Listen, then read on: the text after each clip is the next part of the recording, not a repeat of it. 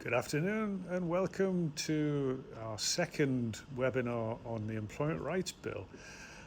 Just to let everybody know that we are recording this and we will make a copy of the recording available later on, but we'll stop the recording before we do any Q&As at the end.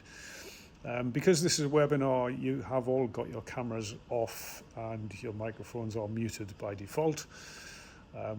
That's really just to stop me getting distracted.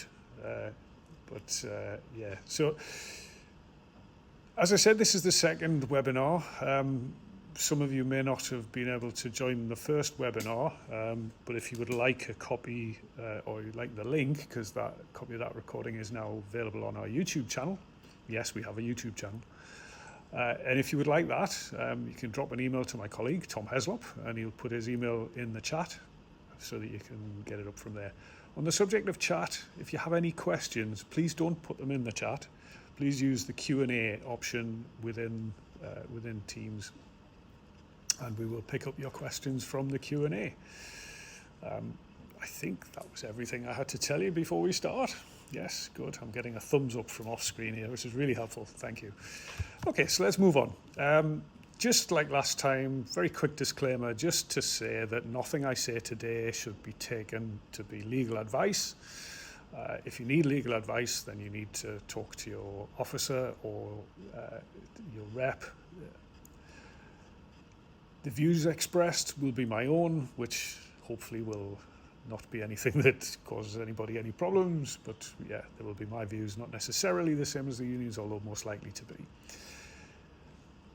Anyway, so where we left things at the end of the first webinar, we were talking about the fact that the bill was due to go back to the House of Lords after the Commons had rejected most of the amendments which the House of Lords had put into the bill.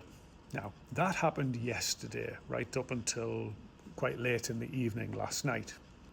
I was expecting that the Lords would back down and wouldn't insist on any of the amendments that they had previously put in. Well, I was wrong. I did talk about there being possibly a bit of ping pong backwards and forwards between the Lords and the Commons. And that is what we're going to get, because the House of Lords is sending the bill back to the House of Commons with some bits where they've put their foot down. We talked about unfair dismissal being, the government wants to see it as a day one entitlement. The Lords don't think that should be right. It should be a 6-month entitlement according to them. So that's coming back to the Commons. Some further changes around right to guaranteed hours for people who have, people who are on 0 hours contracts and actually working more regular hours and such. So they're putting their foot down on that as well. And a couple of things that are a little bit more worrying, although I do expect that the Commons won't agree with the Lords on this. They're saying that the political fund membership should continue to be an opt-in for new trade union members rather than being an automatically by default for people to opt out if that's what they wish to do. We'll see what happens with that. And similarly, the 50% turnout requirement, which is due to be scrapped 2 months after the bill comes in to effect, the Lords don't want to see that gone. They want to see the 50% turnout remaining in place. Now, I think, again, the Commons will kind of put their foot down on it. And, by tradition, the Commons will does prevail. But anyway, that's just a little bit of a recap of the latest developments, as I say, literally hot off the press last night and this morning. So, for anybody who doesn't know what the hell I'm talking about the Employment Rights Bill, which is published in October 24, and it introduces 28 major reforms across employment law. Government has set out its timeline, and they're going to implement most of those changes within different phases. And today I'm going to be talking about what's coming in April 26 and October 26.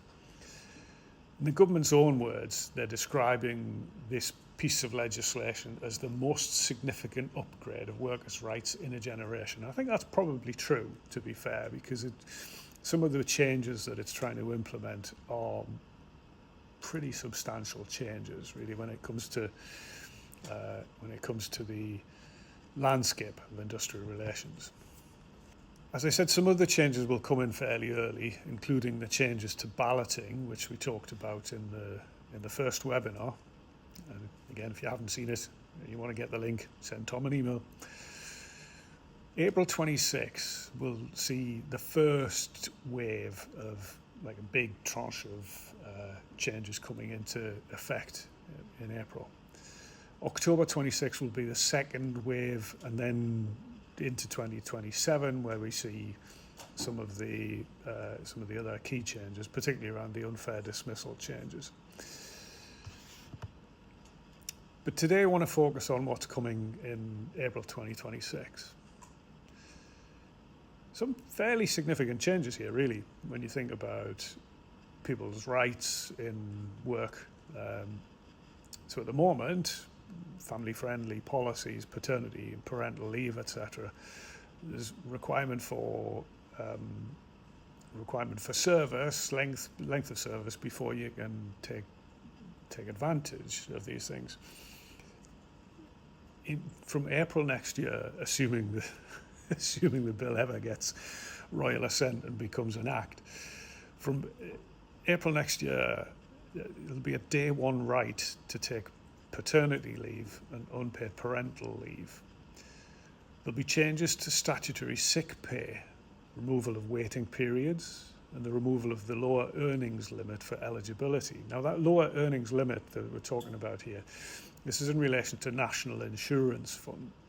So national insurance contributions are only payable by a worker once they've started to earn over a certain amount per pay period. And now, the link between SSP and that lower earnings limit is probably a legacy thing from when, back in the day, employers used to be able to get help from the government to cover the costs of SSP. Now, it made sense that if somebody wasn't earning enough to pay national insurance contributions, then they wouldn't be eligible for sick pay. But some years ago, that link was broken. Now employers can't get any help from government for statutory sick pay. So why is there still a link to lower earnings limit for national insurance contributions? It makes no sense. So it's good to see that going. Removal of the waiting days. Again, that's going to be an interesting one. And I've seen pay bargaining done recently where people were, using the question of waiting days as a bargaining chip. But I think, thing to watch is April next year. That's going to be going anyway. So I wouldn't suggest that anybody should be agreeing to, a lesser pay rise with a removal of waiting days for sick leave as an incentive from an employer, because they're going to be going anyway. So next point, doubling the maximum period for the protective award in collective redundancy consultation cases. Now, a protective award is a claim that we can make as a union when an employer dismisses 20 or more people from one establishment without consulting with the recognised union or with workplace representatives, or in the absence of either a recognised union or workplace representatives, with the individuals directly. Now, at the moment, the maximum award is 90 days. So that's going to increase to 180 days. Practically speaking, the vast majority of protective award claims which the union pursue are in the case of insolvent employers. Now, we might already get a judgment from the Employment Tribunal for 90 days, but do our members see 90 days? No, they don't. What they tend to see is 8 weeks' pay from the National Insurance Fund, and that's all that the statutory fund will pay out. So 180 days from 90 days probably isn't going to make that much difference to our members, but anyway, we'll see. Time will tell. Government is planning to establish a new enforcement agency, the Fair Work Agency. And the idea is that this Fair Work Agency is going to take over responsibility for a number of different things from a number of different bodies who currently have those responsibilities. For example, if you're trying to pursue a complaint about national minimum wage, you have to bring that complaint to HMRC. Now, His Majesty's Revenue and Customs would then look into what the employer has done and might make a decision on that case. So that's within their jurisdiction. But the Fair Work Agency is going to take all of these different pieces of responsibility, the jurisdictions from a number of organisations, bring them all together into one single agency. Interesting to see if that actually makes any difference and whether we're able to get people's rights enforced more easily. Time will tell again. Final point on this slide, I think potentially for us as a union with largely private sector membership, not exclusively of course, we've got lots of public sector members, but largely private sector membership, simplified trade union recognition process and strengthening rights of access. I think this is going to be a key area for us to explore going forwards. Anything that makes it easier for us to get access to workplaces where, you know, maybe the employer's not got a history of working with unions, or maybe doesn't understand that, you know, how an employer's can stand to benefit from engaging with a trade union in a constructive and proactive way. You know, maybe we can, you know, use some of these new rights to better enable us to support our members in seeking recognition. I think that's going to be really interesting to see how that pans out. I just want to spend a little bit of time thinking about some of the proposed changes in this area. At the moment, statutory recognition procedures, they're quite clunky, I would say.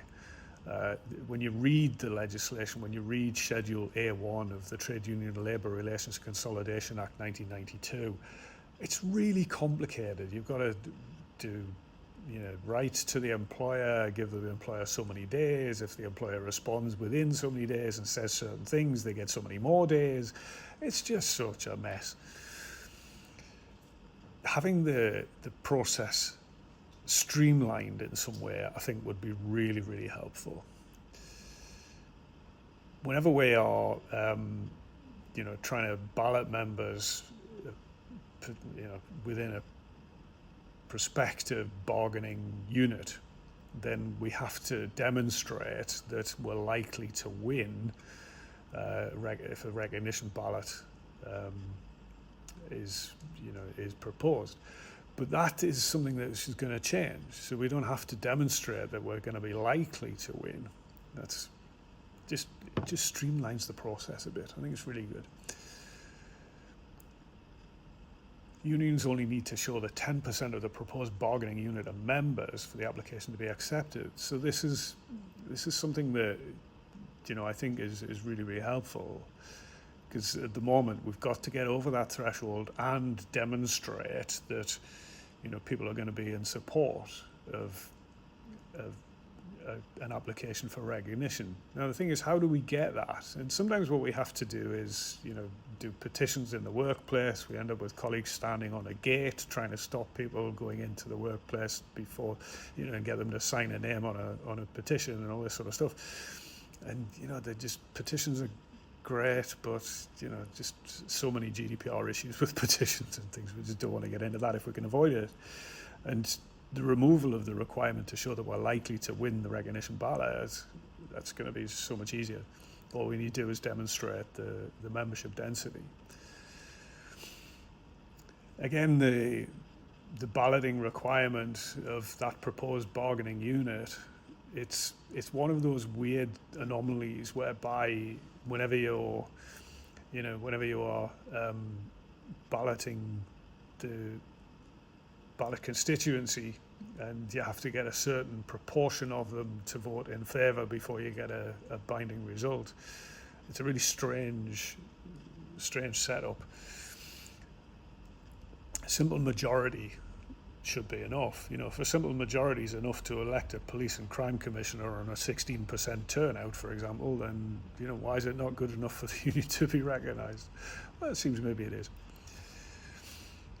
So there's all of this stuff is going to be subject to consultation, and the government has started that process of consultation. So if this is something you're interested in, something you feel strongly about, then have a look at the consultation documentation.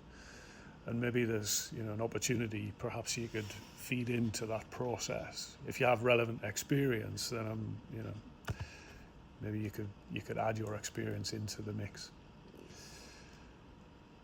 So moving forwards then into October 26, we're going to see a ban on fire and rehire. Fire and rehire is a very emotive term, and some colleagues might remember the mess that P&O got themselves into when they managed to dismiss a whole lot of people who didn't like what the employer was trying to do. But that ban on fire and rehire is going to be interesting to see how that pans out, because it's one of the things that an employer will go to whenever, for whatever reason, the workers don't want to agree whatever the employer is trying to change. Now,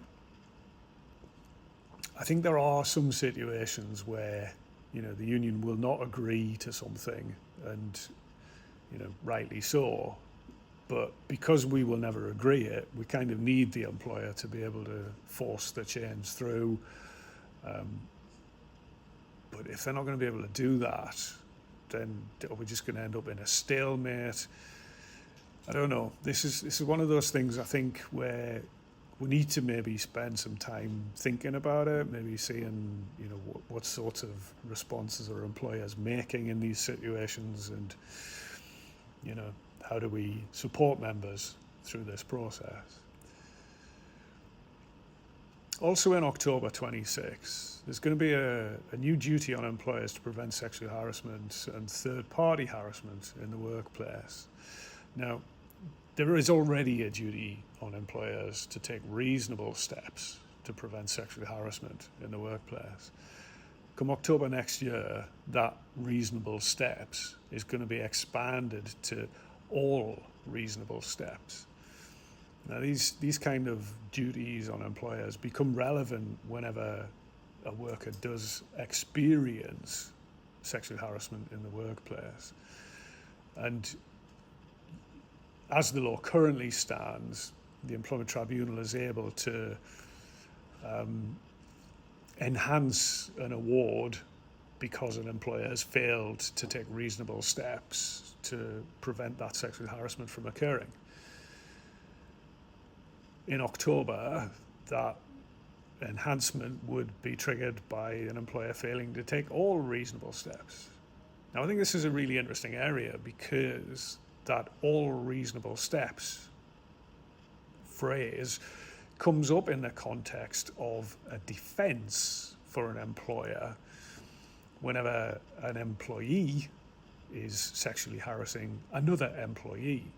If the employer can demonstrate they have taken all reasonable steps to prevent that type of harassment occurring, then the tribunal must find that that employer is not liable for the harassment which is conducted by the individual employee. Now, where does this leave us? Well, it leaves us with a member who's experienced sexual harassment, with an employer who is claiming to have taken all reasonable steps to have prevented it, and another worker who may or may not be also a member of our union, who is also being sued as a respondent in person, because why would we not? And the employer who's got the one with the deep pockets and the money and the employer liability insurance to be able to pay out any tribunal award, being found not liable for the discrimination, and the individual perpetrator, who probably doesn't have any insurance to cover any award, being found to be liable. There's potentially some difficulty for us here.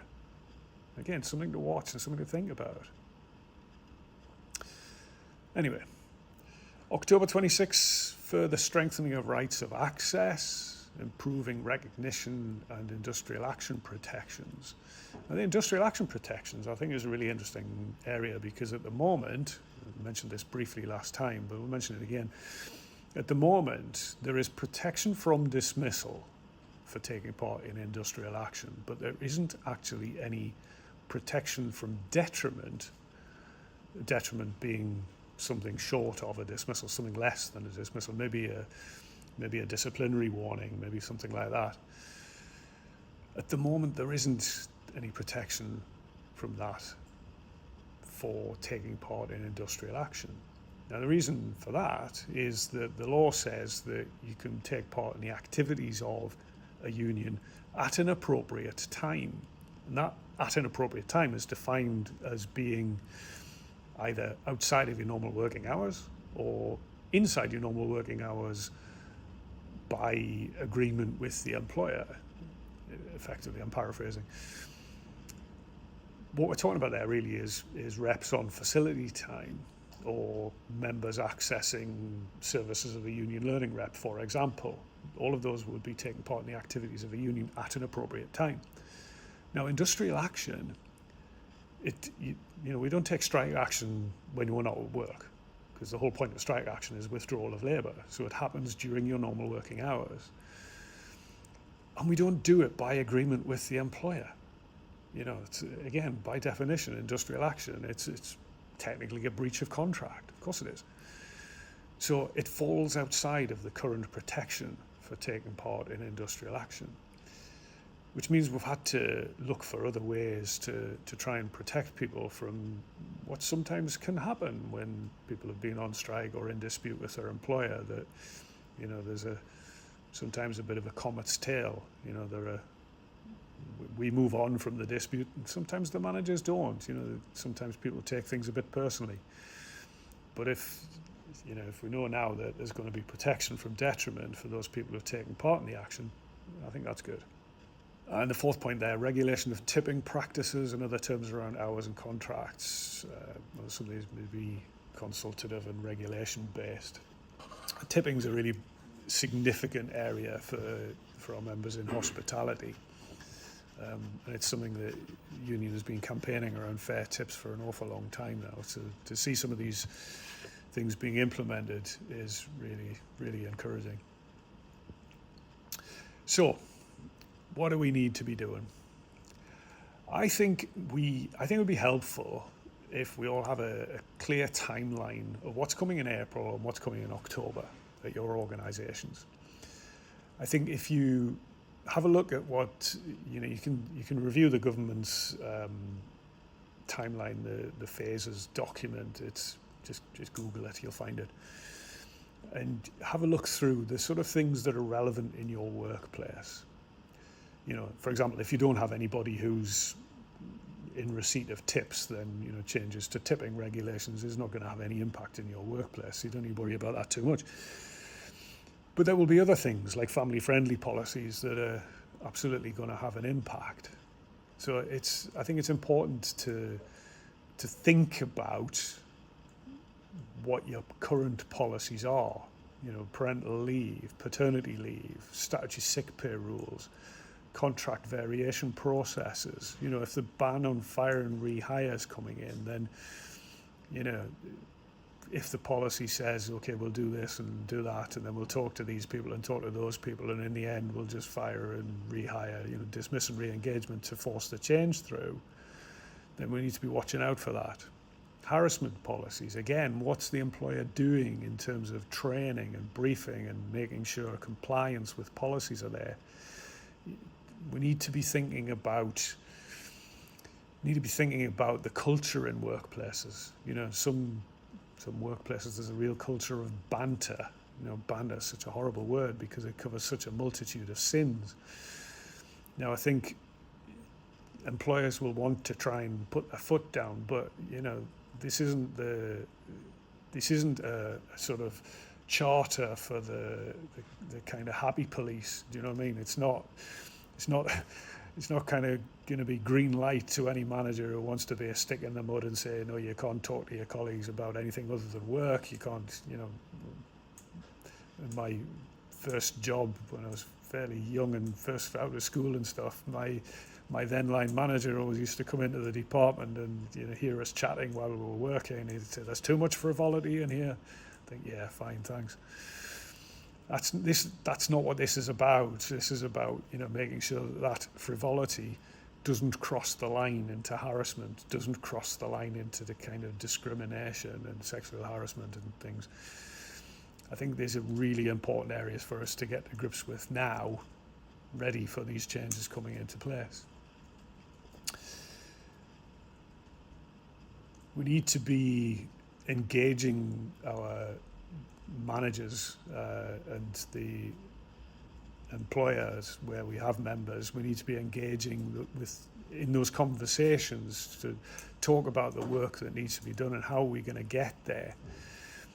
I think it's also worth trying to think about, you know, how do we make sure our members understand what's coming so that they know what their rights are. You know, the right not to the right to, let's take parental leave, for example. That's, you know, day one entitlement to parental leave. Make sure people understand that that's their entitlement, whatever the changes are. And I think just more generally, I think a better understanding of employment rights for our members would be a really good thing. I think contract change pressures, you know, with the ban on fire and rehire coming in about a year's time, we need to be on the alert, I suppose, for employers trying to force changes through now ahead of the ban on fire and rehire coming in next year. Because there may be things that employers know they want to implement which are potentially going to be unpalatable to our members. So we need to make sure that those changes are, that we're not kind of, we're not just sort of rolling over and letting the employer do what they need to do before the ban comes into place.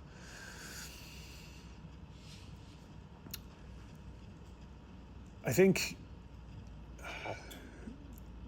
seeing what the employer does, making sure the employer is doing something, let's say monitoring employer compliance and be ready to challenge via collective bargaining or legal and industrial action if necessary. I think, we need to be thinking about where we're headed with the Employment Rights Bill. There are changes coming. Change can be unsettling, but with appropriate preparation, then we'll be ready when the changes come in. So, just to summarise, fairly rattled through all this stuff, I realise, and hopefully there's some questions come from people or some comments. The Employment Rights Bill brings substantial changes, but it's going to do this in phases. There's some stuff coming in early, which are fairly minor changes, significant, but fewer changes, let's say. April 26 and October 26 are going to see the sort of bulk of the changes coming in. Some of the things in October 26 we'll be talking about in our third and final for the Employment Rights Bill webinar in early December. Watch out for the briefings on that one. So key early reforms then from April 26, we're going to see day one leave rights, that's parental leave and paternity leave. We're going to see the changes around the statutory sick pay provisions. We're going to see changes around protective awards and some stuff around trade union rights. In October 26, further major changes, banning on fire and rehire, stronger harassment prevention duties and enhanced union rights. As trade union reps, officers, you have a pivotal role in implementation, the bargaining, supporting reps and members, and communicating with reps and members. And preparing now will make a big difference when the time comes. Colleagues, thank you very much. So that's the end of our second webinar on the Employment Rights Bill. And as I said, we have another one scheduled in December, I think the first Wednesday in December, if I remember rightly, which we've had to change the date because one of the firms of solicitors that we work with decided that they were going to do a webinar on the Employment Rights Bill on the same day that we were going to do webinar number 3. So that will now be, for us, it will now be on, I think, the 3rd of December at, again, 1 o'clock, I think, that one. But anyway, or maybe 12:30. I don't know. Watch out for watch out for updates to come. Colleagues, thank you very much, and we'll end the call at that. Thank you. Bye-bye.